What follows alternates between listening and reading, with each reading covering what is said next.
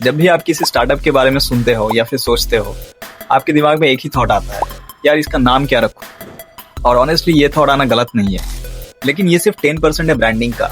सो आज मैं आपको समझाऊंगा ब्रांडिंग होता क्या है और क्यों 90% ऑफ द पीपल इसको गलत समझते हैं।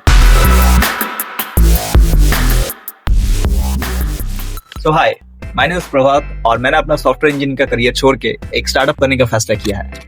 सबसे पहले हमें ये समझना चाहिए कि ब्रांडिंग सिर्फ एक नाम या फिर एक लोगो नहीं होता है, वो एक परसेप्शन की तरह होता है जो आप लोगों के दिमाग में फिट करना चाहते हो। वो एक पर्सपेक्टिव की तरह होता है जो आप चाहते हो लोग आपके प्रोडक्ट के बारे में सोचे या फिर उसके बारे में बात करें। से सपोज आप एक टायर 2 या फिर टायर 1 की सिटी में जाते हो और जाके आप बोलते हो कि भैया एक पानी का बॉटल देना। सो वो ऑटोमेटिकली क्या करेगा, वो ऑटोमेटिकली एक बिस्लरी या फिर क्लियर का बॉटल निकाल के दे देगा। बिस्लरी एक ब्रांड है, लेकिन अभी वो लोगों के दिमाग में पानी का सिनोनिम बन चुका है। That is branding. और ये जो ब्रांडिंग है वो 1 या 2 साल में नहीं बनी है। ये ब्रांडिंग जो है वो बनाने में कम से कम डेकेड्स लग जाते हैं। से सपोज आप सुपरमार्केट जाते हो, वहाँ पे 10 से ज्यादा कंपनीज के प्रोडक्ट्स रखे हुए होते हैं और आपको हनी चाहिए होता है तो आप सीधा डाबर का हनी उठा लेते हो। अब यहाँ पे सोचने वाली बात है क्यों? क्या उनका प्रोडक्ट सबसे ज्यादा सस्ता है? नहीं। क्या उनका प्रोडक्ट सबसे ज्यादा अच्छा है? शायद नहीं। लेकिन उनका brand Dabur equals to trust and purity, ये आपके दिमाग में फिट है। ये जो पर्सपेक्टिव होता है जो लोगों के दिमाग में ऑलरेडी फिट होता है, लाइक लोग इसके बारे में ऑलरेडी सोचते हैं, इसे ब्रांडिंग कहते हैं। अब ये पर्सपेक्टिव आपके दिमाग में किसी भी तरीके से या फिर किसी भी सोर्सेज से फिट की जा सकती है, सिर्फ और एडवर्टाइजमेंट या फिर मार्केटिंग। तो ब्रांडिंग एक पर्सपेक्टिव होता है जो आप चाहते हो कि लोग आपके ब्रांड के बारे में सोचे या फिर आपके प्रोडक्ट के बारे में बात करें।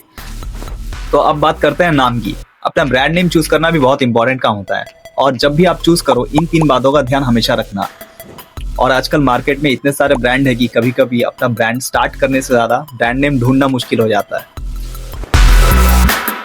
नंबर 1, आपका ब्रांड नेम हमेशा यूनिक होना चाहिए, किसी का कॉपी नहीं। तो जब भी आप अपना ब्रांड नेम सोचो तो साइमल्टेनियसली हमेशा आईपी इंडिया पोर्टल पे चेक करते रहो कि वो नाम ऑलरेडी अवेलेबल है या फिर ऑलरेडी टेकन है। से सपोज आपने एक यूनिक सा और कैची नेम ढूंढा, प्योर गोल्ड हनी, और आपने उसको आईपी इंडिया पोर्टल पे चेक किया और वो अवेलेबल नहीं है, तो इस केस में आप उसको यूज नहीं कर सकते। आपका ब्रांड नेम यूनिक होना चाहिए। सेकंड, आपका ब्रांड नेम किसी और ब्रांड की तरह दिखने में या फिर सुनने में नहीं होना चाहिए।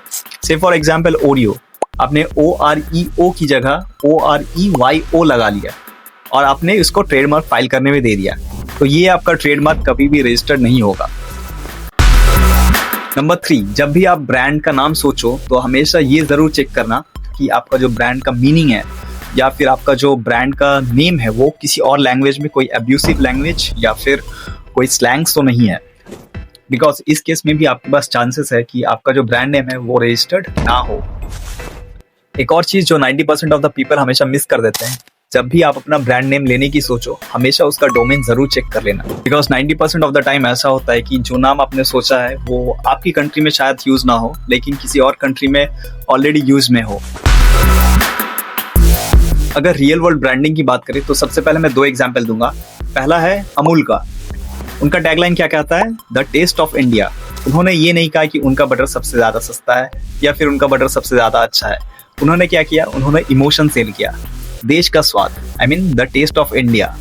सो दैट इज कॉल्ड ब्रांडिंग। और दूसरा जो एग्जाम्पल है वो है बोट का। हम सबको पता है कि बोट अभी इंडिया का नंबर 1 ऑडियो ब्रांड है। मार्केट में JBL, सोनी, बोस सब अवेलेबल थे, लेकिन बोट ने अलग क्या किया? उसने अपने आप को लाइफस्टाइल ब्रांड फॉर मिलेनियल्स के रूप में पोजीशन किया।